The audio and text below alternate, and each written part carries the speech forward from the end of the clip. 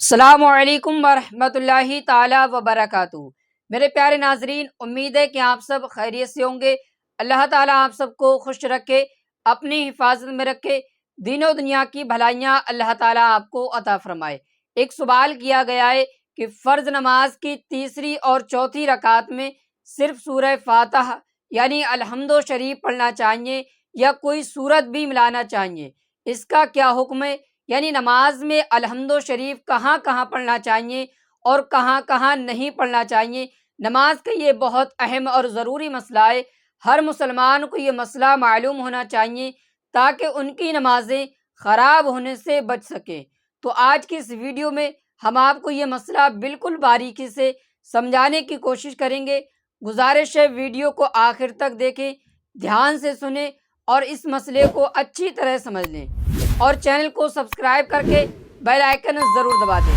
دیکھیے، فرض نماز کی پہلی اور دوسری رکعت میں سورہ فاتحہ یعنی الحمد شریف پڑھنا یہ واجب ہے۔ فرض نماز کی آخری دو رکعتوں میں دھیان رکھیے گا، فرض کی آخری دو رکعتوں میں، اس سے وتر خارج ہیں۔ فرض نماز کی آخری دو رکعتوں میں یا مغرب کی تیسری رکعت میں امام اور منفرد یعنی اکیلے نماز پڑھنے والا دونوں کے لیے سورہ فاتحہ پڑھنا سنت ہے اور افضل ہے۔ فرض کی تیسری اور چوتھی رکعت میں البتہ اگر کسی نے سورہ فاتحہ نہیں پڑھی، یعنی فرض نماز کی تیسری اور چوتھی رکعت میں اگر کسی نے سورہ فاتحہ نہیں پڑھی بلکہ اس کی جگہ تسبیحات پڑھی یا 3 بار سبحان اللہ کہنے کی مقدار وہ خاموش کھڑا رہا، تب بھی نماز ہو جائے گی اور سجدہ سہو بھی لازم نہیں ہوگا۔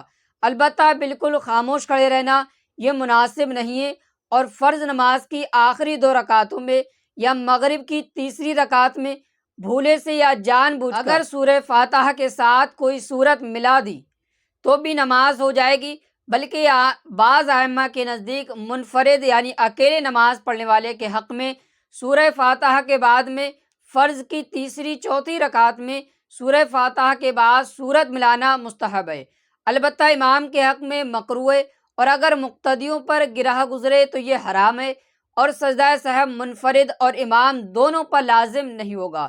تو یہ ہو گیا فرض نماز کا مسئلہ۔ اب وتر کی تیسری رکعت میں الحمد شریف کے ساتھ سورت ملانا واجب ہے یعنی ضروری ہے۔